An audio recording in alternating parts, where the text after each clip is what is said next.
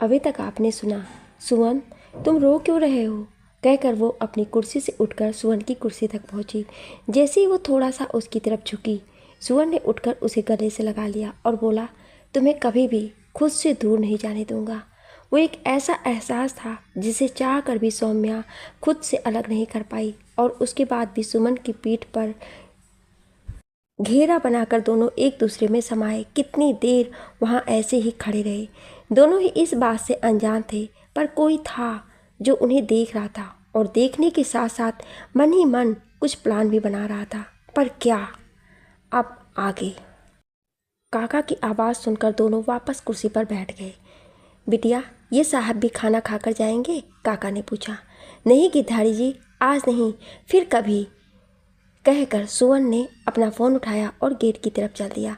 काका गेट बंद करने गए तो सुवन ने वहीं उसकी तरफ खड़े होकर पलट कर देखा और एक उंगली उठाकर हिलाकर किसी से भी कुछ भी बोलने से मना कर दिया। काका ने कुछ भी रिएक्ट नहीं किया और गेट बंद करके आ गए। अगले दिन सौम्या की ज़िंदगी में कुछ अलग आने वाला था। सौम्या के सोकर जागने से पहले सुवन का गुड मॉर्निंग का मैसेज था।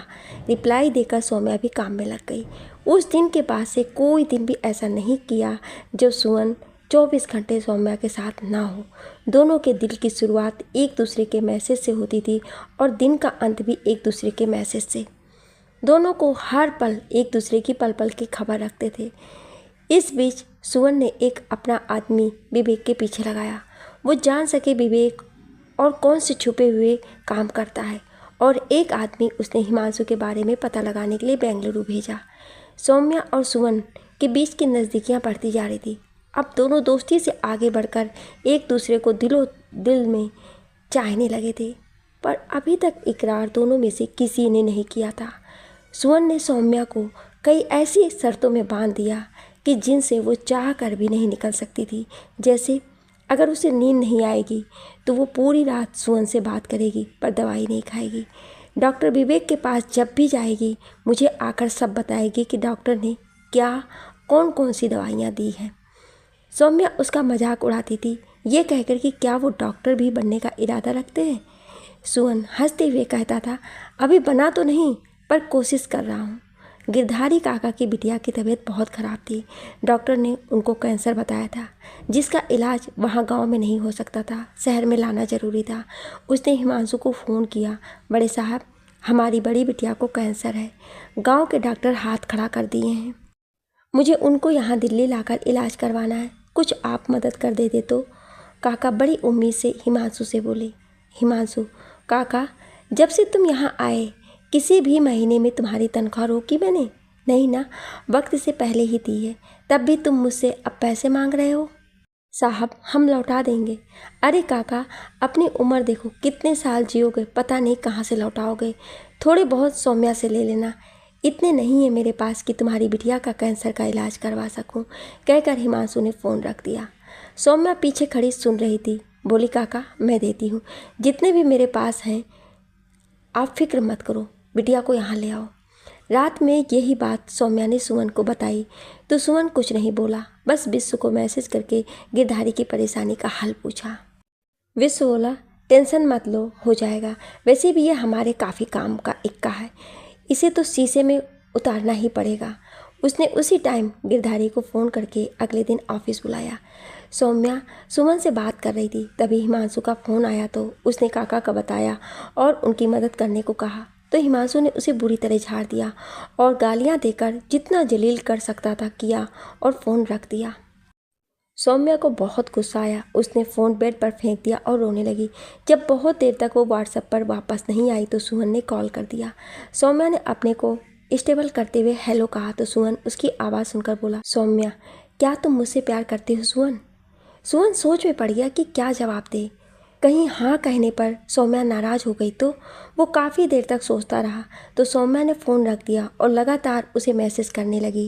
ये सब का प्यार सिर्फ कुछ ही दिन का और दिखावा होता है, भला भला भला। सुमन ने जब मैसेज देखे उसका दिमाग घूम गया और उसने छूटते ही कहा, हाँ सौम्या मैं तुमसे बहुत प्यार करता हूँ, आज या कल से नहीं, जब से तुमसे पहली बार मिला, तुम्हें देखा तब से मेरा प्यार मतलबी या कुछ पल का नहीं है, ना ही ये जिस्मानी है, ये एक रूहानी प्यार है सौम्या, जिसमें चोट तुम्हें लगती है, दर्द मुझे होता है, रोती तुम हो और पलकें मेरी भीग जाती हैं। I love you Saumya. Saumya ने कोई जवाब नहीं दिया। दिल में एक अजीब सी गुदगुदी हो रही थी। सुवन उसके इस बिहेवियर से थोड़ा सा परेशान हो गया और उसने सौम्या को बेल की। सौम्या के वापस ऑनलाइन आते ही सुवन ने कहा, मेरा तो पूछ लिया, अब अपने दिल का भी हाल बता दो। क्या महसूस करती हो मेरे लिए? वही जो तुम करते हो, सौम्या ने जवाब दिया। सुवन, तो कुछ कहो। सौम्या, लव यू टू कहकर वो ऐसे शर्मा रही थी जैसे कोई 16 साल की लड़की शर्माती है। पूरा मुंह शर्म से लाल हो गया था। उसने सुवन को गुड नाइट कहा और फ़ोन रख करके सो गई। दोनों के दिल एक दूसरे के लिए धड़कने लगे थे। दोनों बहुत कुछ एक दूसरे के लिए महसूस करते थे। अगले दिन गिरधारी को विश्व ने बुलवा कर उसकी बेटी को हॉस्पिटल एडमिट करवा दिया और उसके इलाज का सारा खर्च उसने ही उठाने को बोला। गिरधारी उसके पैरों में गिर पड़ा और बोला, मालिक, आपका ये एहसान मैं ज़िंदगी भर नहीं उतार पाऊँगा। अगर आप मेरी हड्डियाँ भी मांगोगे, वो भी बिना पूछे दे दूँगा। विश्व ने उसे उठाया और बोला, काका, तुम्हारी सौम्या बिटिया मेरी जान की जान है। अगर वो आपके दर्द से रोती है तो वो आंसू मेरी जान की आंखों में आएंगे, जो मैं बर्दाश्त नहीं कर पाऊँगा। तो आपकी बिटिया मेरी हुई, अब से तुम उसकी चिंता मत करो, जल्दी ठीक होकर वो घर आएगी, कहकर विश्व उनके जुड़े हुए हाथों पर हाथ रखकर चला गया। कुछ दिन बाद सौम्या का बर्थडे था तो उसे लग रहा था कि शायद हिमांशु उसके बर्थडे पर घर आएगा, लेकिन सुबह से शाम हो गई, हिमांशु ने एक भी फ़ोन करना ज़रूरी नहीं समझा। सौम्या की बेटी ने अनु ने उसे फ़ोन करके बर्थडे विश किया और बताया कि 2 दिन पहले पापा उनसे मिलने आए थे।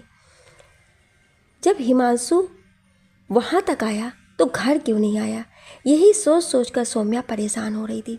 बार बार टेंशन में उसके हाथ की उसकी दवाई की तरफ जाते हैं, पर सुवन की कसम के चलते उसे खा नहीं रही थी। तभी डोरबेल बजी। एक उम्मीद से वो भागती हुई डोर खोलने भागी। सामने सुवन और विश्व थे। काका ने वहीं रसोई घर से उनको सर झुकाकर नमस्ते किया और खाना बनाने लग गया। सुवन ने पहले से हैप्पी बर्थडे कहा, केक निकालकर टेबल पर रखा। सौम्या की आंखों में आंसू थे। हे सौम्या, क्या हुआ बच्चा, क्यों रो रहा है, कहकर सुवन ने उसकी कमर पर हाथ रखकर उसे प्यार से खींचकर अपने पास किया। ये नज़ारा देखकर विश्व ने उठकर बालकनी की तरफ चला गया। कुछ नहीं, वैसे ही थोड़ा सा अपसेट थी, सौम्या बोली। सुवन, क्यों, आज हिमांशु का फ़ोन नहीं आया? सौम्या ने ना में सिर हिला दिया। कोई ना, हम अभी केक कट कर उसे वीडियो कॉल मिला देते हैं, बाहर से अंदर आते हुए विश्व बोला। सौम्या को केक काटने को कहा। काका वहीं खड़े उसे दिल से आशीष दिए जा रहे थे। केक काटने के बाद सुवन जो उसके लिए गिफ्ट लाया था, सारे गिफ्ट उसने एक एक करके सौम्या के हाथ में दिए और बोला, ये मेरी तरफ से तुम्हारे लिए। सौम्या का दिमाग काम करना बंद कर चुका था, क्योंकि उस टाइम तक उसके दिमाग पर हैवानियत सवार हो चुकी थी। ना वो दवाई खा सकती थी, ना ही वो कुछ बोल सकती थी। उसने सारा सामान वहीं टेबल पर जोर से फेंका और अपने कमरे में बेड पर जाकर बैठ गई। विश्व, क्या हुआ बेटा इसको? सुवन, ये आज किसी बात को लेकर परेशान है और ना चाहते हुए भी दवाई खाने से अपने आप को रोक नहीं पाएगी, पर आज मैं इसे दवाई खाने नहीं दूंगा, चाहे इसके लिए उसे कुछ भी करना पड़े। क्या करूं? कुछ सोचकर उसने विश्व को घर जाने के लिए बोल दिया। आज वो जब तक हो सकेगा यहीं रहेगा। और काका सब समेटकर अपने कमरे में सोने के लिए चले गए। उनके जाते ही सुवन सौम्या के रूम में पहुंचा। उसने सौम्या का गुड़गांव वाला रूप फिर देखा। वो बेड पर बैठी एकटक दीवार की ओर देखती हुई अपने आप में बोले जा रही थी। हिम्मत करके सुवन अंदर गया और जाकर उसके सामने बैठ गया और उसकी ठुड्डी से पकड़कर उसका मुंह ऊपर उठाया। बोला, क्या हुआ बच्चा? सौम्या ने उसका हाथ झटक दिया और बोली, तुम भी जाओ यहाँ से, मुझे कोई नहीं चाहिए, मुझे अकेला छोड़ दो। सुवन, बिल्कुल भी नहीं जाऊँगा, वो भी तुम्हें अकेला छोड़कर, कहकर सुवन सरक कर उसके पास होकर बैठ गया। सौम्या रोने लगी। रोते रोते बोली, मैंने कहा ना, मुझे किसी की भी ज़रूरत नहीं है, तुम जाओ। सुना नहीं तुमने, कहकर उसने सुवन के सीने पर दोनों हाथों से जोर जोर से मारना शुरू कर दिया। सुवन ने उसके दोनों हाथ पकड़ा और बोला, बस अब तुम और नहीं बोलोगी, कहकर खुद को उसके पास किया और उसे अपनी बाहों में भरकर अपने सीने से लगा लिया। वो गुस्से में कुछ बोलना चाहती थी, पर सुवन ने उसे मौका नहीं दिया और उसके कांपते होठों पर अपने होंठ रख दिए। सौम्या ने भी उसे अपनी बाहों में जकड़ लिया। थोड़ी देर के बाद दोनों ही एक दूसरे के आगोश में समाये थे। सौम्या, जो बिन दवाई के सोना नहीं चाह रही थी, काफ़ी हद तक स्थिर होकर सो रही थी। सुबह सौम्या की आंख खुली तो सुवन की बाहों में बिन कपड़ों के समाई हुई थी और सुवन ने उसे तब भी अपनी बाहों में जकड़ा हुआ शांत होकर सो रहा था। वो वैसी ही लेटी खुद को कंबल में लपेटी सुवन को देख रही थी। सुवन ने हल्की हल्की आंखें खोली। सामने उसे सौम्या का चेहरा दिखा। उसने उसके माथे पर किस किया और गुड मॉर्निंग किया और बोला, कैसा है मेरा बच्चा, मूड ठीक हुआ? सौम्या, हाँ। तुम यहाँ कैसे, गए क्यों नहीं? सुवन, तुम्हें उस दुनिया से दूर रखने के लिए चाहे मुझे रोज़ यहाँ आना पड़े, पर तुम्हारी कसम सौम्या, अब तुम्हें दवाई के पास तो जाने नहीं दूंगा। इतने में सुवन का फ़ोन में मैसेज बजा। उसे उसके चेहरे के हाव भाव बदल गए। उसने कपड़े पहने और विश के फ़ोन के करके जितनी जल्दी हो सके ऑफिस पहुंचने को कहा। सौम्या को बाय कहा और जल्दी से वहां से निकल गया। सौम्या वहीं खड़ी सोचती रह गई। नीचे आते ही सुवन ने घड़ी देखी। उसमें 6:30 बज रहे थे। वो सीधा घर को निकल गया। सारा घर सो रहा था, बस माँ पूजा की तैयारी करवा रही थी। जाते ही उसने माँ के पैर छुए। माँ उसकी ओर देखते हुए बोली, सुवन, आज क्या बात है? तेरे चेहरे पर कितने सालों बाद एक सुकून सा दिख रहा है। सुवन, माँ, अब ये हमेशा ऐसे ही रहेगा। माँ भगवान की तरफ हाथ जोड़कर खड़ी हो गई और सुवन ऊपर चला गया। जाते ही उसने मेल चेक की तो उसमें आई फोटो और बाकी सारी जानकारी से उसके पैरों नीचे से ज़मीन निकल गई। उसने सारी मेल उठाकर विश्व को फॉरवर्ड कर दी और मैसेज किया, जितनी जल्दी हो सके ऑफिस आ जा। खुद भी नहाकर ऑफिस में जाकर बैठ गया। ऑफिस जाते ही विश्व, यार सुवन, कौन सा पहाड़ टूट गया जो तूने मुझे इतनी जल्दी में ऑफिस आने को कहा? राजन, ऑफिस में चाय देकर जाओ। सुवन ने ऊपर फ़ोन किया, फिर बोला, मेल चेक नहीं की तूने जो मैंने भेजी? विश्व, नहीं यार, दिखा क्या है? कहकर जैसे ही उसने लैपटॉप में देखना शुरू किया तो सुवन की तरफ देखते हुए बोला, इट्स डिस्गस्टिंग यार, कोई इंसान इतना कैसे गिर सकता है? सुवन, वही मैं भी सोच रहा हूँ, पर आगे हमें जो भी करना है बहुत सोच समझ कर, क्योंकि इससे सौम्या पर भी इफेक्ट पड़ेगा। विश्व, तो क्या सोचा है? सौम्या को बताना है? सुवन, नहीं, अभी बिल्कुल भी नहीं। पहले सच्चाई तक हम पहुंच जाएं, उसके बाद ही उसे बताएंगे, उससे पहले नहीं। वैसे ही वो टूटी हुई है, अभी तो उसे इसका पता भी नहीं चलना चाहिए। तभी सुवन ने के फ़ोन पर मैसेज आया, सौम्या, मैं स्कूल पहुंच गई हूँ। सुवन, सुनो, ये जो कल रात हुआ वो नहीं होना चाहिए था, पर वक्त और हालत में हम बह गए, क्योंकि हम दोनों अलग अलग रिश्तों में बंधे हुए हैं। इसलिए मैं नहीं चाहती आपके और मेरे परिवार में कोई भी परेशानी हो, इसलिए आज के बाद हम दोबारा नहीं मिलेंगे। कहकर उसने व्हाट्सएप बंद कर दिया। सुवन ने उसके मैसेज को पढ़ा, पर उसे समझाने की कोशिश नहीं की, क्योंकि वो चाहता था कि वो बाकी पहले सब चीज़ों से निपट ले, उसके बाद ही सौम्या से बात करेगा। विश्व ने समझाया भी कि पहले एक बार चल के सौम्या से बात कर लो। सुवन, नहीं, अभी 1-2 दिन रुक कर करूँगा, तब तक वो थोड़ा स्टेबल भी हो जाएगी। स्कूल में सौम्या के साथ बैठी रीतिका ने सौम्या से पूछा, क्या बात है सौम्या, आज तुम्हारे चेहरे पर एक अलग शांति और सुकून है, पर तुम कुछ परेशान भी हो। कुछ भी है, तुम चाहो तो मुझे बता सकती हो। सौम्या, नहीं रीतिका, ऐसी कोई बात नहीं है, तो बताऊँ क्या? कहकर सौम्या अपना काम करने लगी, पर दिमाग बार बार सुवन की तरफ जा रहा था कि उसने उसे एक बार भी कॉल और मैसेज नहीं किया था। क्या वो भी बाकी सबकी तरह ही था, जिसका प्यार सिर्फ शारीरिक था? उसने व्हाट्सएप दोबारा ऑन किया। उस पर सुवन के सिर्फ 2 मैसेज थे, मैं बेंगलुरु जा रहा हूँ, 2 दिन बाद लौटूंगा, परेशान मत होना, जल्दी मिलता हूँ। समझते क्या है अपने आप को, बस मैसेज कर दिया, ड्यूटी पूरी। खुद में ही बड़बड़ाते हुए सौम्या काम करती रही। सुवन ने घर जाकर माँ से जाने का बताया और लड़के को सामान पैक करने को बोल दिया। थोड़ी ही देर में विश्व के आते ही उसके साथ बेंगलुरु जाने के लिए एयरपोर्ट निकल गया। प्लेन में बैठे बैठे भी वो सौम्या के ख्यालों में खोया हुआ था। विश्व, यार, तो अपने चक्कर में मेरा भी बसा बसाया घर उजाड़ेगा। जिस दिन मीशा को गुस्सा आ गया तो मेरा बिस्तर तेरे घर के बाहर मिलेगा, फिर मत कहना। सुवन, कोई ना, मेरे साथ ही रह लेना, साथ रहेंगे दोनों जैसे बचपन से रहते आ रहे हैं। विश्व, बिल्कुल भी नहीं, तेरा क्या भरोसा, कहीं तो सौम्या समझ मुझे चिपक गया, फिर मैं क्या करूँगा? कहकर दोनों हंसने लगे। हॉस्पिटल में काका की बेटी की कीमोथेरेपी शुरू हो चुकी थी। उसे सर्विकल कैंसर था।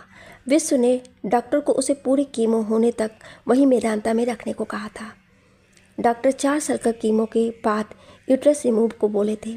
कम से कम 2 महीने लगने थे। काका को यही तसल्ली काफ़ी थी कि उसकी बेटी अब बच जाएगी, सो वो ज़्यादा समय उसके और अपनी पत्नी के पास हॉस्पिटल में ही रहता था। सौम्या ने भी उसे वहीं रहने को कहा था कि वो घर में खुद मैनेज कर लेगी। बेंगलुरु पहुंचकर विश्व और सुवन अपने आदमी से मिले और उससे पूरी रिपोर्ट लेकर हिमांशु के बैंक उससे मिलने पहुंचे। वो अपने केबिन में ब्रांच हेड मरियम के साथ बैठा कॉफ़ी पी रहा था। सुवन ने पियोन को अपना कार्ड दिया और वहीं बाहर बैठकर वेट करने लगे। हिमांशु सुवन को पहचानता नहीं था, सो कार्ड देखकर उन्होंने अंदर बुलाया। जैसे ही दोनों अंदर गए, हिमांशु ने हाथ मिलाकर दोनों को बैठने। हिमांशु, यस मिस्टर शर्मा, मैं आपकी क्या मदद कर सकता हूँ? सुवन, सर पहले आप अपनी कॉफ़ी ख़त्म कर लें, फिर बात करते हैं। हमें आपसे अकेले में पर्सनल बात करनी है। हिमांशु ने मरियम को आंखों से जाने का इशारा किया तो वो अपना कप लेकर वहाँ से चली गई। हिमांशु, जी अब कहिए। सुवन, मिस्टर कौशिक, आपका दिल्ली के रिठाला मेट्रो स्टेशन के पास 900 गज के करीब एक प्लाट है और नीति बाग में एक कोठी है। मैं उसी के बारे में बात करने आया हूँ। हिमांशु, जी हाँ है, पर आपको उनके बारे में कैसे पता? सुवन, मेरे रियल एस्टेट एजेंट ने बताया, तभी हम उसे परचेज़ करने के सिलसिले में आपसे बात करने आए हैं। हिमांशु, रेट पता है आपको उसके? सुवन, जी सब पता करके ही आए हैं। हम तो आपके दिल्ली आने का वेट कर रहे थे, पर आपकी वाइफ से कनेक्ट करने के बाद पता चला कि आप काफ़ी टाइम से अपने बिजी शेड्यूल के चलते आ नहीं पाए, तो हमें ज़रूरत थी, सो हम चले आए। हिमांशु, सही किया आपने। वो दोनों प्रॉपर्टी मुझे सेल ही करनी है, बस आपको थोड़ा सा इंतज़ार करना पड़ेगा। सुवन, वेट पर क्यों? हिमांशु, एक्चुअली उसकी रजिस्ट्री मेरी वाइफ सौम्या कौशिक के नाम पर है और उसकी दिमागी हालत आजकल ठीक नहीं है। मैं कुछ दिन बाद दिल्ली आऊँगा तो कोर्ट में रजिस्ट्री अपने नाम ट्रांसफ़र के लिए अप्लाई करूँगा, उसके बाद ही आपको डील दे पाऊँगा। सुवन, ओह सॉरी, अगर आप बुरा ना माने तो मैं जान सकता हूँ क्या हुआ है आपकी वाइफ को? हिमांशु, श्योर, उनका मानसिक संतुलन ठीक नहीं है, जिसके चलते वो ड्रग एडिक्ट भी हो गई हैं। ओह, पर आपको कैसे पता? आप तो काफ़ी टाइम से घर नहीं गए हैं, जैसा कि आपने कहा। जी मेरा नौकर गिरधारी मुझे पल पल की खबर दे देता है। सुवन, तो आपने उनका इलाज नहीं करवाया? हिमांशु, चल रहा है, अभी वो कुछ और बोलता, इतने में मरियम चहकती हुई केबिन में बिना नॉक किए तेज़ी से आई और बोली, हिमांशु, हमारी सिंगापुर ब्रांच हेड का मेल आया है, तुम्हें और मुझे 2 महीने में वहाँ ज्वाइन करना है। इप्पी कहकर वो भागकर हिमांशु की सीट की तरफ गई। फिर उसे याद आया कि क्लाइंट बैठे, तो वो दोनों छेप गए। विश्व हल्की स्माइल के साथ हिमांशु की शक्ल देखते हुए, it's okay mister Kaushik, we understand.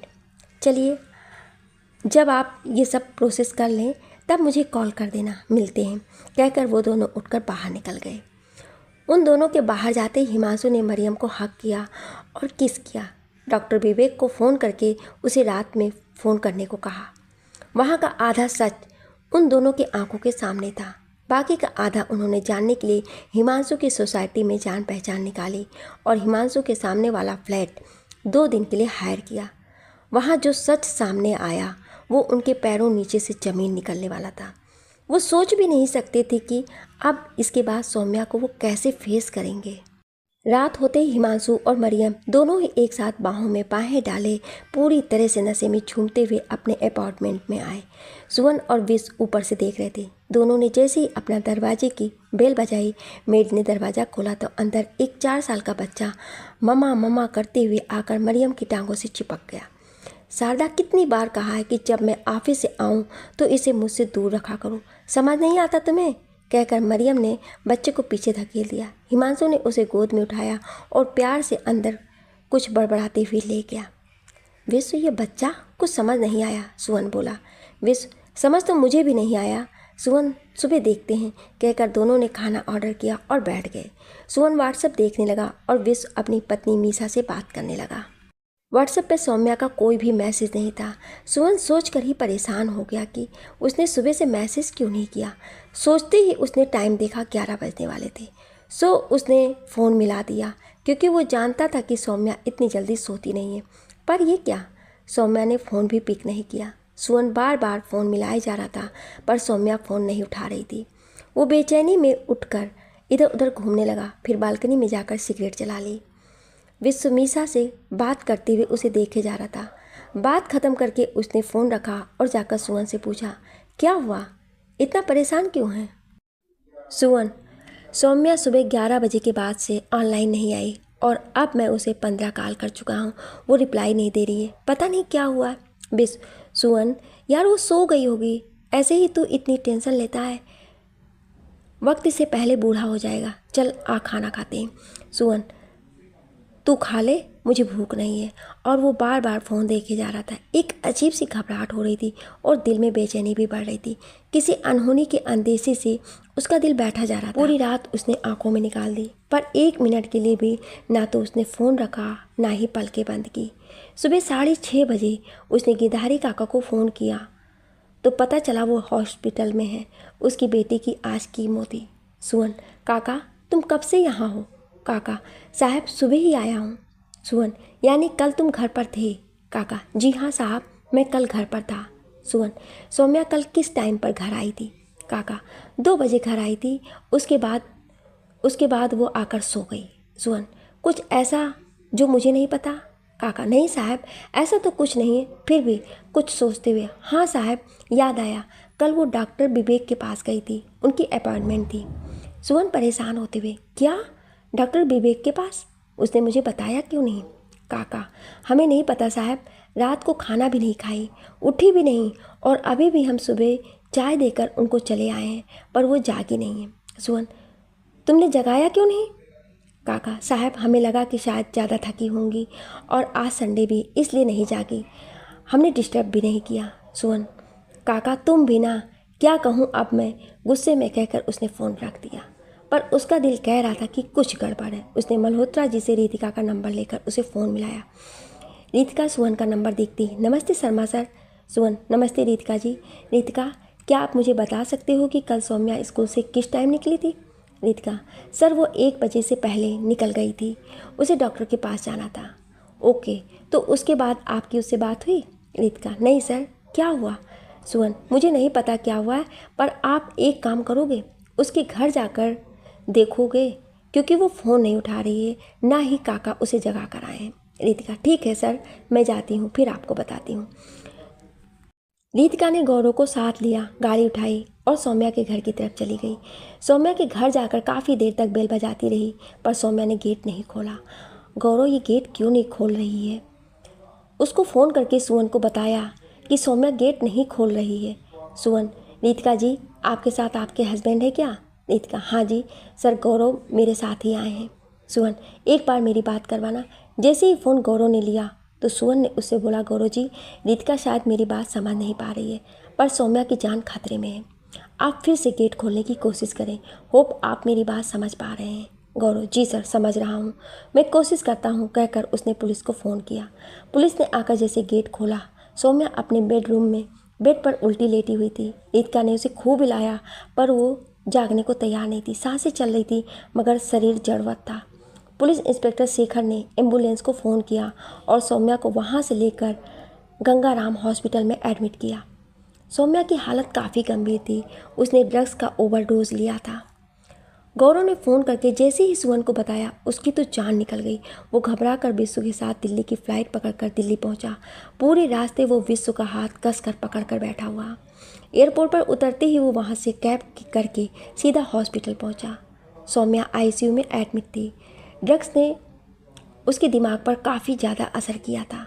सुवन को पता था कि उसकी इस हालत के लिए जिम्मेदार कौन है, पर जब तक कोई पुख्ता सबूत ना हो तब तक आप कुछ नहीं कह सकते थे। काका से पूछताछ हुई तो काका ने पुलिस वालों को बताया कि कल सौम्या डॉक्टर विवेक के पास रेगुलर चेकअप के लिए गई थी। वहाँ से आकर बिना कुछ खाए पिए ही वो सो गई। उसे लगा था कि थक कर सोई होगी। पुलिस डॉक्टर विवेक के क्लिनिक पहुंची तो उसने सौम्या के ड्रग्स एडिट होने की सारी रिपोर्ट पुलिस के सामने रख दी।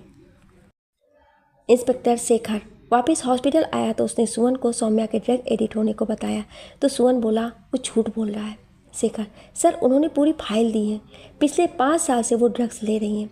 सुवन के पास उसकी बात मानने के सिवा और कोई चारा नहीं था। वो बिना कुछ कहे आईसीयू की तरफ चला गया और मिरर में से सौम्या को देखने लगा। उसकी पलकों में आंसू आकर ठहर गए। काका बार बार हिमांशु को फ़ोन मिला रहा था, पर उसका फ़ोन नहीं मिल रहा था। सुवन काका के पास गया और गुस्से में बोला, काका बस जितना बताना था बता लिया, पर आज के बाद तुम हिमांशु से कुछ नहीं बताओगे, समझ आई या नहीं?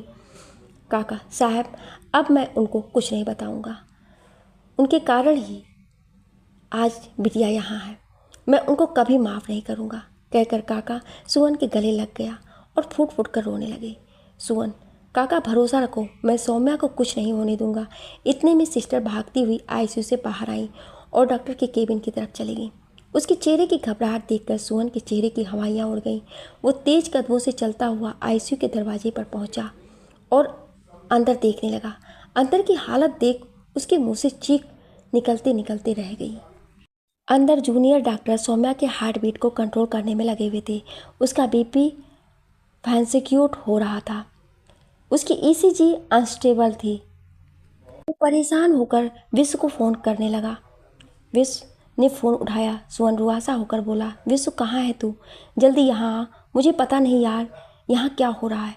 तू घबरा मत, नीचे गाड़ी पार्क कर रहा हूँ, 1 मिनट में ऊपर आता हूँ, कहकर विश्व ने फ़ोन रख दिया। गाड़ी को वहीं वेल्ड वाले को देकर भागकर ऊपर पहुँचा और सुवन के कंधे पर हाथ रखकर बोला, विश्व घबरा मत, डॉक्टर सब संभाल लेंगे, मेरी बात हो गई है, चल तू वहाँ बैठ।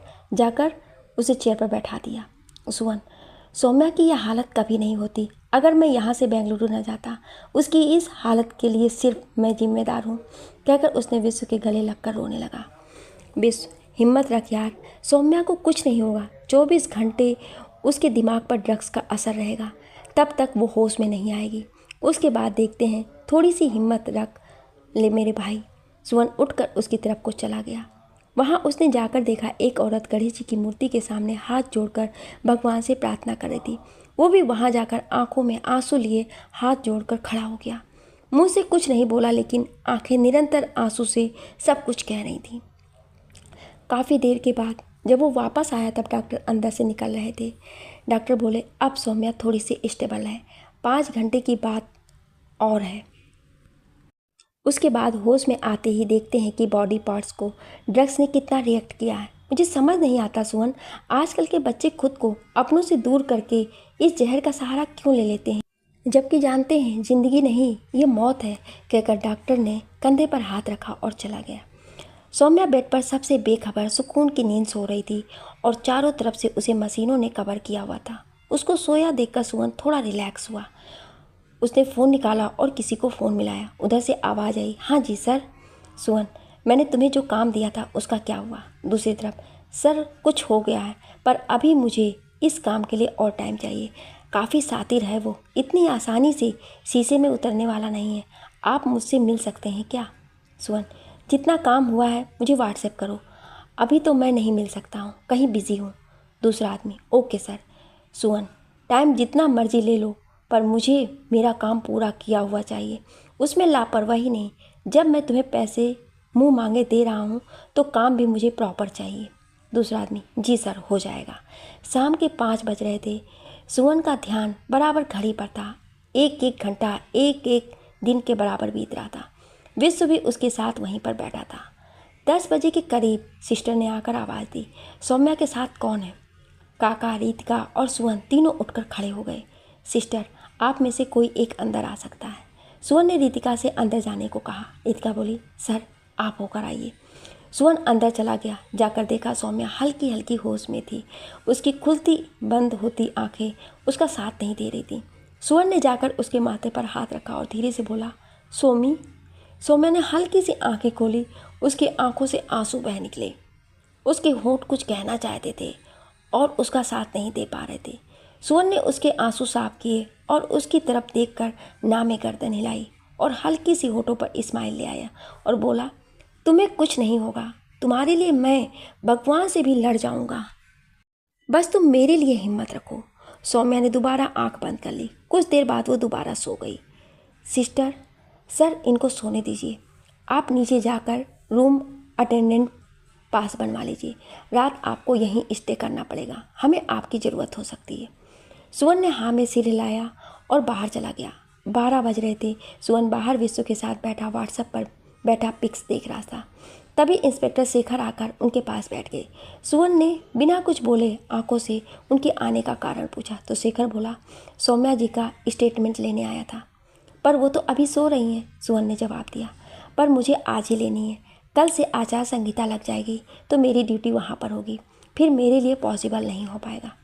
सुवन को याद आया कि अवंतिका भी इस बार इलेक्शन में खड़ी हो रही है, तो उसने वह इलेक्शन वाला टॉपिक छोड़कर शेखर से पूछा, इंस्पेक्टर सौम्या जी के हस्बैंड क्यों नहीं आए? शेखर, हमने कोशिश की उनसे बात करने की, पर उनका फ़ोन नॉट रीचेबल जा रहा है और उनके बैंक में बात करने से पता चला वो सिंगापुर गए हैं नई ज्वाइनिंग के लिए।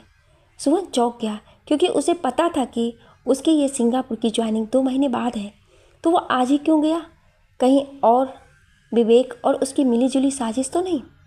वो अभी सोच ही रहा था। सौम्या थोड़ी सी जगी।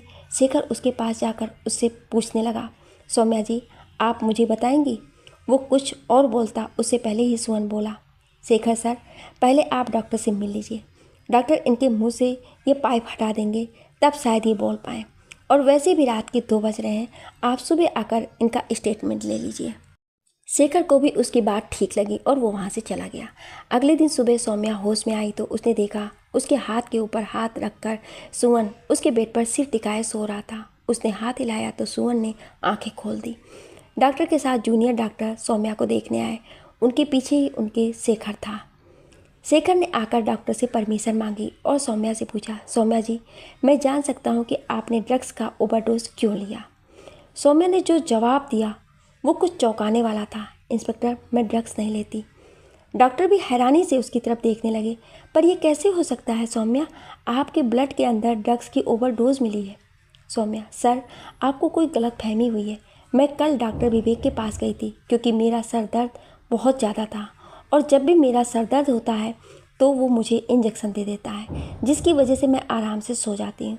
और इस बार भी ऐसा ही हुआ है कि उसने मुझे इंजेक्शन दे दिया और मैं घर आकर सो गई। जब जागी तो मैं यहाँ हॉस्पिटल में थी। सब परेशान थे कि क्या सौम्या खुद को बचाने के लिए झूठ बोल रही है या कुछ और है जो सौम्या खुद भी नहीं जानती है। सुवन ने शेखर को इशारा किया और उनके साथ बाहर चला गया। बाहर जाकर बोला, सर मुझे लगता है सौम्या सही में नहीं जानती है कि उसने ड्रग्स लिया नहीं है, उसे दिया गया है। शेखर, डॉक्टर विवेक जाने माने न्यूरोलॉजिस्ट हैं, वो ऐसा क्यों करेंगे? सुवन, कुछ तो गड़बड़ है सर, अगर आपके पास या किसी और के पास टाइम हो तो प्लीज़ इस केस को स्टडी करें और बंद मत कीजिए प्लीज़।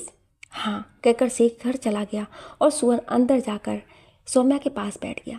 सौम्या ने मुस्कुराकर उसकी तरफ देखा और बोली, सुवन पूरी रात यहीं बैठे रहे तुम? सुवन, तो क्या तुम्हें इस हाल में छोड़कर चला जाता? सौम्या, घर पर क्या कहा? सुवन, कहना क्या था, किसी ने पूछा ही नहीं, पूछता तो बता देता कि मैं यहाँ हूँ तुम्हारे पास। सौम्या ने उसके हाथ के नीचे से अपना हाथ निकाला। सुवन ने दोबारा पकड़ लिया और बोला, अब ये नहीं छोड़ूंगा सौम्या, चाहे तुम जितना मर्जी छुड़वाओ। उस दिन के बाद जितने भी दिन तक सौम्या हॉस्पिटल में रही, सारा दिन उसके पास विश्व रहता था और रात को सुवन। 10 दिन के बाद सौम्या डिस्चार्ज होकर घर चली गई। सुवन उसे घर छोड़कर सीढ़ी उतर रहा था, तभी उसके फ़ोन पर एक फ़ोन बजा। नंबर देखकर सुवन के कान खड़े हो गए। उसने वो नंबर अटेंड किया। उल्टे पैर वापस सौम्या के घर की सीढ़ी भागते हुए चढ़ने लगा। अंदर जाकर देखा सौम्या बेड पर बैठी है और अपने फ़ोन को लगातार घूरे जा रही। सुवन उसके सामने जाकर बैठा और पूछा, सौम्या किसका फ़ोन था? उसने कोई जवाब नहीं दिया। प्लीज़ सौम्या मुझे बताओ किसका फ़ोन था? तुमने प्रॉमिस किया है ना मुझसे कि अब कभी कुछ नहीं छुपाओगी, बोलो ना। सौम्या, बच्चों के हॉस्टल की वार्डन का है। सुवन, क्या कह रहे थे? बच्चों को लेकर आना है तो मैं ले आता हूँ, बोलो। उसका इतना ही कहते हुए सौम्या उठकर खड़ी हो गई और सुवन के गले लगकर जोर जोर से रोने लगी। वो हिमांशु मेरे बच्चे, मेरा सब कुछ लूट गया। बस इतना ही कहते कहते वो बेहोश हो गई। अभी हॉस्पिटल से घर पहुंचकर बैठ भी नहीं पाई थी कि तभी उसे दोबारा हॉस्पिटल जाना पड़ा। सौम्या इंटरनल इतना ज़्यादा वीक हो चुकी थी कि कोई भी सदमा उसके लिए जानलेवा हो सकता था। शायद तभी उसे ये झटका दिया गया था।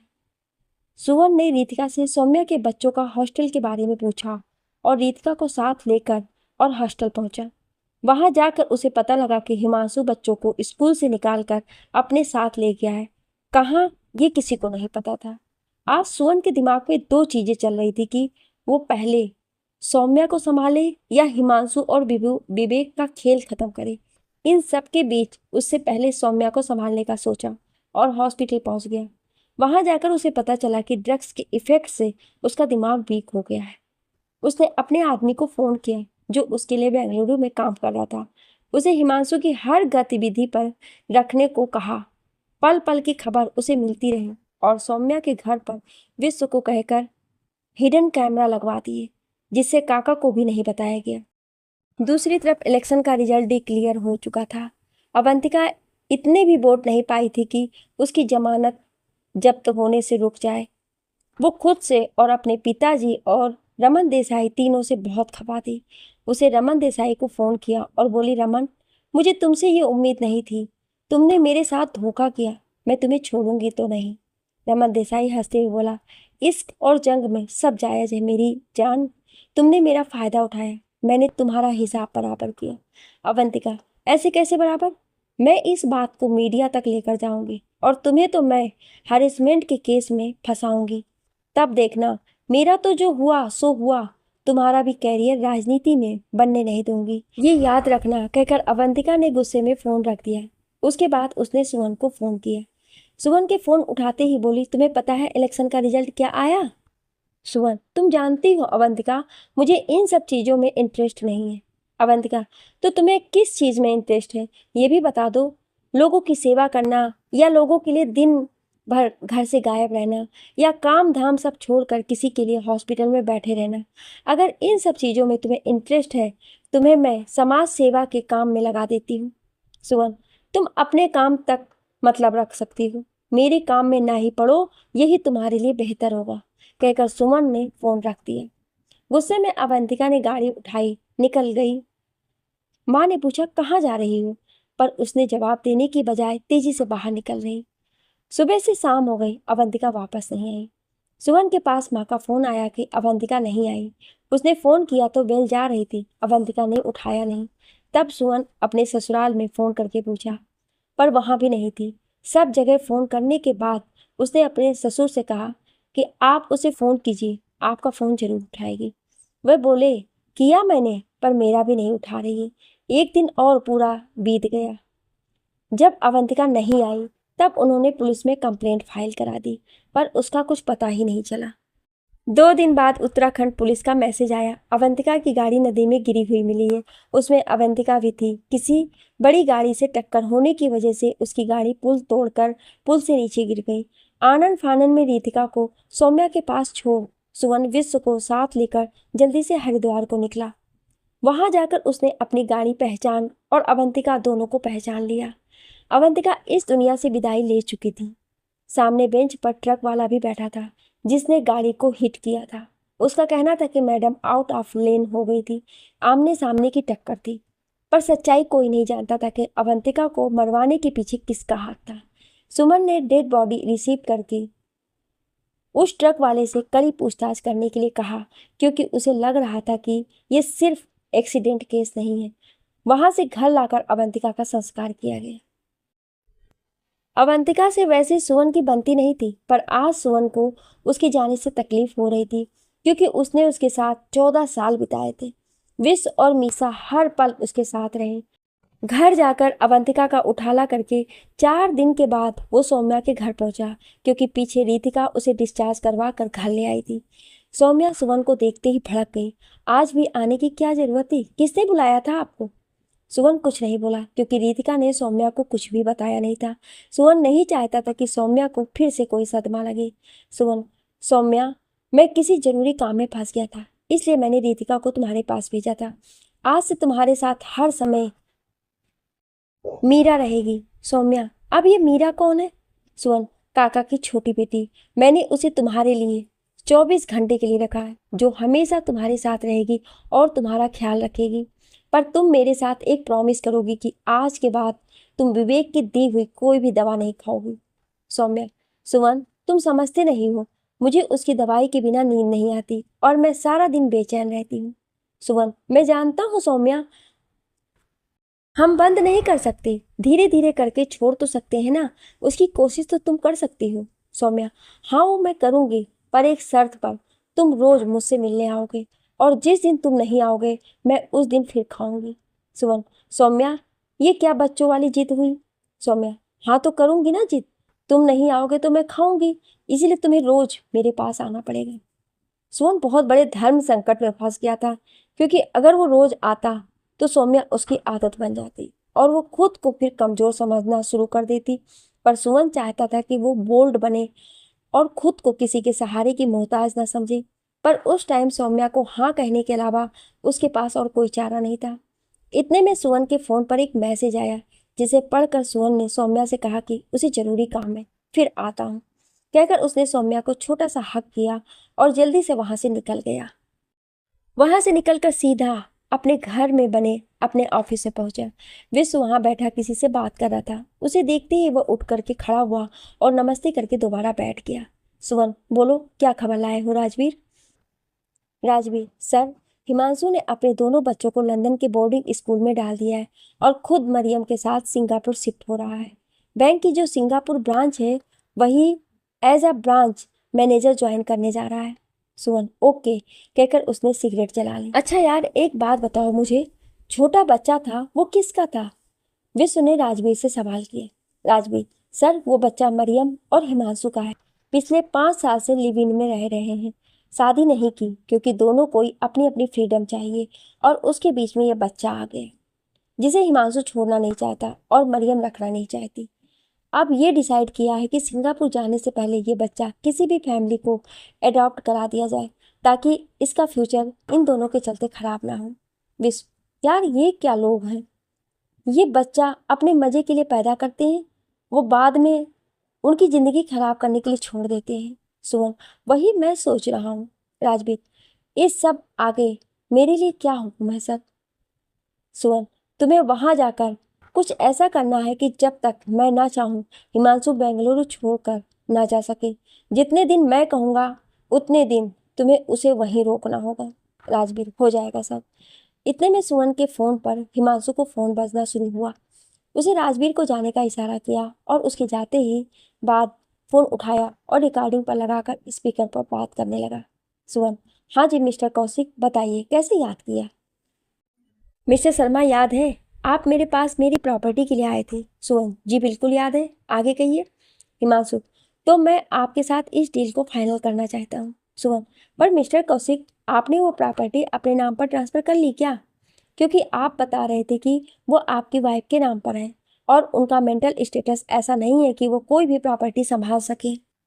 हिमांशु, जी सर, वो ड्रग्स एडिक्ट है। मैंने आपको बताया था ना, अभी पीछे वो कम से कम 20 दिन हॉस्पिटल में रहकर आई हैं, इसी नशे की लत के चलते। सुमन, तो फिर आप क्या करने वाले हैं, जान सकता हूँ? हिमांशु, मैंने कोर्ट में एफिडेविट फाइल कर दिया है। जल्दी ही प्रॉपर्टी मेरे नाम पर ट्रांसफर कर दी जाएगी। उसके बाद मैं उसे आपको सेल कर दूंगा। जितनी जल्दी हो सके मुझे ये डील करनी है, क्योंकि मुझे सिंगापुर अपनी पोस्टिंग लेनी है। सुमन, तो आप अपनी वाइफ को भी वहीं लेकर जाएंगे? हिमांशु, नहीं शर्मा जी, वो यहीं रहेंगी। जब वो ठीक हो जाएंगी तब उनको मैं लेकर जाऊंगा। सुमन, ठीक है मिस्टर हिमांशु, आप मुझे बता दीजिएगा। बस पेमेंट के लिए कुछ दिन का टाइम मुझे जरूर देना, क्योंकि इतना बड़ा अमाउंट मैं 2 दिन में इकट्ठा नहीं कर सकता। हिमांशु, जी क्यों नहीं, कहकर हिमांशु ने फोन रख दिया। सुमन, विश्व कहीं ना कहीं इस प्रॉपर्टी के बिकने में हिमांशु के साथ साथ विवेक को भी फायदा है, लेकिन क्या ये समझ नहीं आ रहा है। वरना इतना बड़ा न्यूरोलॉजिस्ट होकर क्यों हिमांशु के इस गंदे खेल में उसका साथ देता? विश्व, हाँ सही कह रहा है तू। और वो प्रॉपर्टी सौम्या के नाम पर है, तो उसके नाम पर ये हुई कैसे? ये भी एक बहुत बड़ा लोचा है। सुमन, कोई ना, सारे लोचे एक एक करके सुलझा लेंगे, पर पहला मकसद तो मेरा सौम्या को इन गिद्धों से बचाने का है। सुमन ने कुछ सोचकर उसे दोबारा हिमांशु को फोन किया और बोला, हिमांशु जी, आप मुझे प्रॉपर्टी के पेपर की फोटो क्लिक करके भेज सकते हैं? मुझे ये अपने लायर को दिखानी है। हिमांशु, जी जरूर, बस उसके लिए आपको थोड़ा वेट करना पड़ेगा।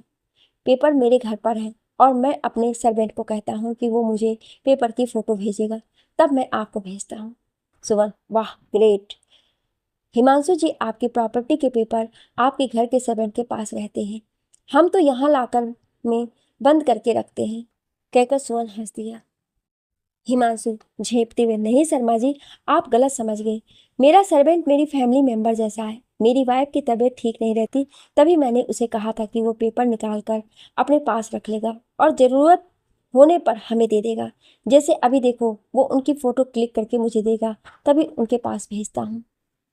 सुवन, ओके, मैं मजाक कर रहा था, आप सीरियस मत होइए। जब आपके पास फ़ोटो आ जाए तो मुझे भेज दीजिएगा। फ़ोन रख दिया। सुवन विश्व सोचने की बात यह है कि अगर सौम्या के नाम पर इतनी प्रॉपर्टी है तो वो प्रॉपर्टी आई कहाँ से? और दूसरी बात, अगर ये प्रॉपर्टी हिमांशु के माँ बाप की होती तो वो हिमांशु के नाम पर होती, ना कि सौम्या के नाम पर।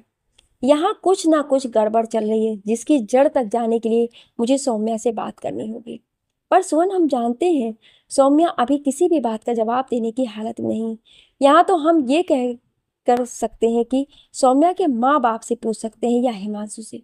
सुवन, नहीं, मैं सौम्या के रिकवर करने का वेट करूंगा, उसके बाद ही मैं कुछ डिसाइड करूंगा। इन सब के बारे में बात करते हुए विश्व का पूरा ध्यान लैपटॉप की स्क्रीन पर था, जिस पर सौम्या के घर के सीसीटीवी के फुटेज चल रही थी। विश्व सुवन से बात करते हुए भी बहुत ध्यान से हर कमरे के कैमरे पर नजर रखे था। सुवन, तू क्या देख रहा है इसके अंदर विश्व? विश्व, पता नहीं क्यों तुम्हारा ये काका जितना मर्जी सुधारने की कोशिश कर ले, पर मुझे इसमें अभी भी कहीं ना कुछ काला ही नजर आ रहा है। मुझे ऐसा लगता है अभी भी ये कुछ करेगा, सुधरा ये अभी भी नहीं है। सुवन, अगर इसमें इस बार इसने कुछ करने की कोशिश की ना तो मैं इसे गोली मार दूंगा, सुवन गुस्से में बोला। विश्व, कोशिश की नहीं, कर रहा है। तू अपनी रिवॉल्वर रेडी करके रख और इधर आके देख। सुवन उठकर लैपटॉप के पास गया। उसे देखा काका सौम्या के लिए दूध बना रहे थे। उसका एक ध्यान बाहर दरवाजे की तरफ था और दूसरा गिलास पर था। उसने अपनी जेब से कुछ निकाला और उसके दूध में डाल दिया और उसे मिलाना शुरू कर दिया। ये सब देखकर सुवन ने उसको फोन मिलाया। गुस्से में बहुत था, लेकिन अपने गुस्से पर कंट्रोल करते हुए बोला, काका क्या कर रहे हो? काका, बिटिया के लिए दूध गर्म कर रहे हैं, उनको दवाई देनी है। सुवन, काका एक बात, मेरी बात ध्यान से सुन लो। हर बार मैंने तुमसे कुछ नहीं कहा, पर अगर अब की बार अगर कोई गलती हुई ना, तुम्हारी तरफ से चौराहे में खड़ा करके तुम्हें गोली मार दूंगा, इतना याद रख लेना। कुछ भी करने से पहले एक बार सोच लेना, मेरी पहुंच तुम जानते हो, इसलिए इस बार गलती करने की गुंजाइश मत करना। इतना कहकर उसने फोन रख दिया। काका ने आसपास देखा, कोई देख नहीं रहा था। कांपते हाथों से दूध उठाया और सिंक में फैला दिया और दूसरा दूध गर्म करके गिलास में डाला और अपने आप में बड़बड़ाता हुआ लेकर चल दिया। पता नहीं इतनी दूर बैठे भी कैसे पता चल जाता है कि हम क्या कर रहे हैं। ये मेरे ऊपर ही नजर रखे है। सौम्या सो रही थी, उसको आवाज देकर उठाया, दूध और दवाई उसके हाथ में दे दी। सब कुछ देखने के बाद सुवन निश्चित होकर सिगरेट जलाकर वहीं सोफे पर बैठ गया। विश्व, जरा गुलाटी जी को फोन मिला, जरा उनसे पूछते हैं सौम्या की प्रॉपर्टी का किस्सा, वो बेहतर जानते होंगे। राजेंद्र गुलाटी दिल्ली के विकास भवन में एजेंट थे। पूरी दिल्ली का लेखा जोखा उनके हाथों से निकलकर आगे बढ़ता था। विश्व ने फोन मिलाया, दुआ सलाम करने के बाद बोला, आपसे सुवन बात करना चाहता है। गुलाटी, हाँ जी कराइए। सुवन, गुलाटी जी, मैं आपको 2 प्रॉपर्टी की डिटेल भेजूंगा, मुझे उनका पूरा बायोडाटा चाहिए। प्रॉपर्टी जब से अलॉट हुई है तब से लेकर आज तक किस किस के हाथ में रही। जितनी जल्दी काम करोगे उतना ही जल्दी और ज़्यादा तुम्हारी जेब भरेंगे, जितना लेट होगा उतने ही जेब खाली रहेगी। गुलाटी, क्या बात कर दी आपने सुवन जी, आप डिटेल दो, मैं शाम तक ही बताता हूँ। आप मेरी जेब का साइज ले लो बस, ही करके हंस दिया। मैं आपको डिटेल व्हाट्सएप करता हूँ, कहकर सुवन ने फोन रख दिया। फोन रखते ही सुवन के फोन पर राजवीर का फोन आया और बोला, जरूरी बात करनी है आपसे, वीडियो कॉल पर आ जाइए। जैसे ही सुवन ने वीडियो कॉल ऑन किया, उससे और भी सुने एक दूसरे की शक्ल देखकर दांतों तले उंगली दबा ली। कहने और सुनने को अब कुछ बचा ही नहीं था। सुवन, ये हिमांशु कहाँ और किसके साथ है? राजवीर, ये ऊटी में है। सुवन, पर इसके साथ मरियम तो नहीं है, फिर ये लड़की कौन है? सुवन जी, हिमांशु केसरनोवा है, इसे अलग अलग लड़कियों से शारीरिक संबंध है। राजवीर बोला, ओ, घर में इतनी प्यारी बीवी और बच्चों के होते हुए ये भी कैसे कैसे शौक पाल रखा है।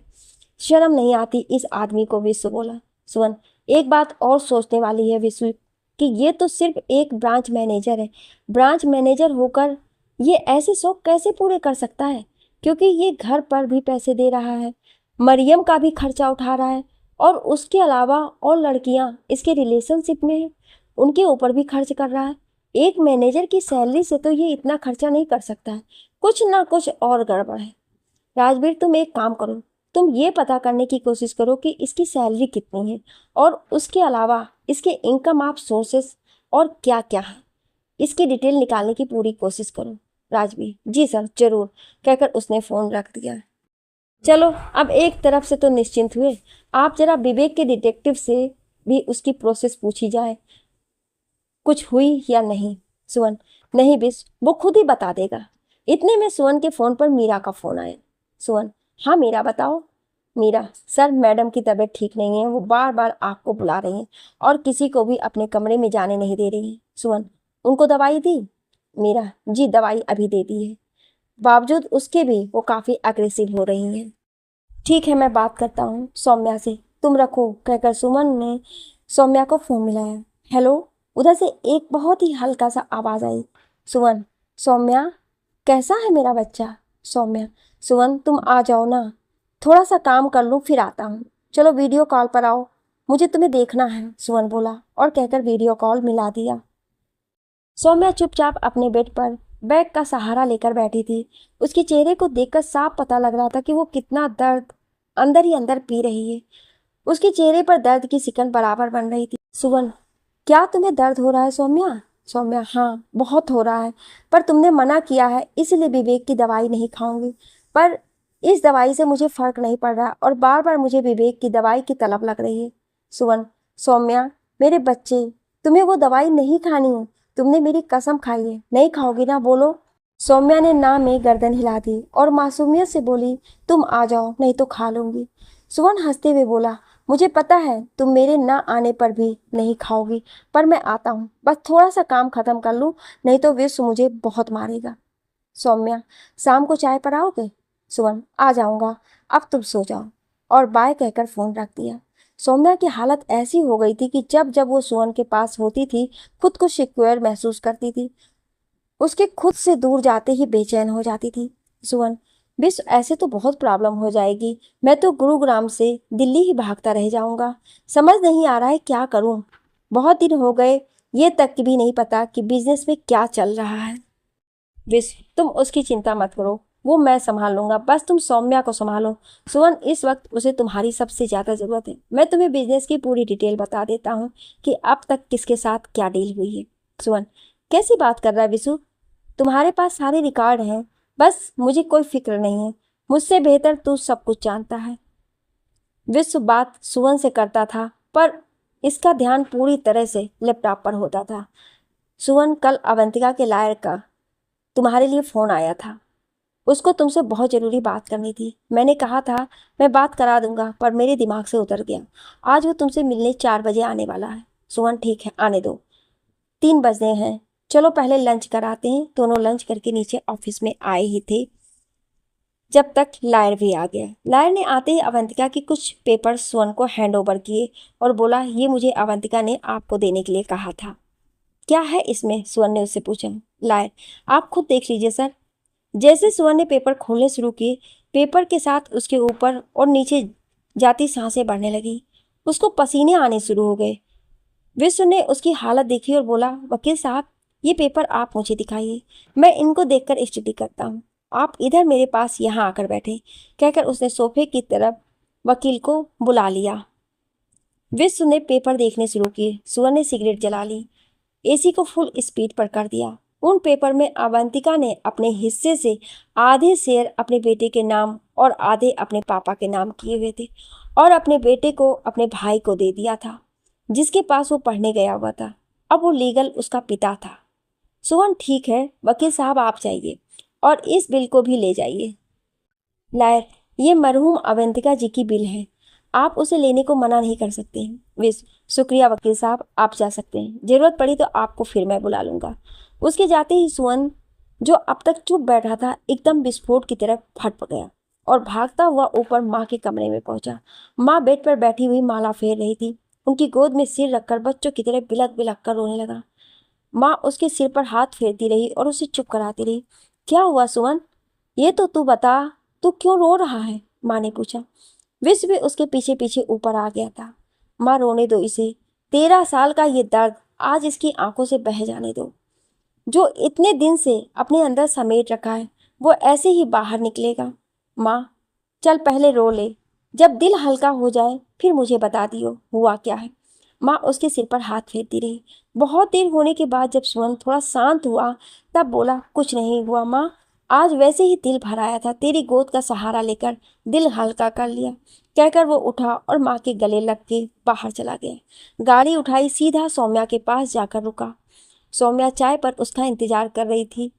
जाकर जैसे ही उसके सामने बैठा सिर्फ 2 ही शब्द कह पाया, सौम्या तुम और मैं दोनों एक ही कश्ती के सवार हैं। फर्क इतना है तुम्हारी कश्ती तुम्हें पता है किस माझी के हाथ में है, पर मेरी कश्ती तो बीच मझधार डूबने को तैयार है। उसकी आंखों में पानी देखकर सौम्या उठकर उसके पास आई और उसके हाथ को अपने दोनों हाथों में लेते हुए बोली, सुअन मुझको हिम्मत देते हो पर आज खुद रो रहे हो। मैं तो वैसे ही बहुत दर्द झेल रही हूँ, अपना दर्द भी मुझे दे दो, मैं झेल लूंगी। इतने दर्द में इस दर्द का पता ही नहीं चलेगा, बस तुम रो नहीं प्लीज। और बरबस ही उसके मुंह से शेर निकल गया। हमारे आंसू पोंछ कर वो मुस्कुराते हैं, उनकी इस अदा से वो दिल को चुराते हैं। उन हाथ उनका जो छू जाए हमारे चेहरे को, इसी उम्मीद से हम खुद को रुलाते हैं। सुवन उठा और उसे गले से लगा लिया।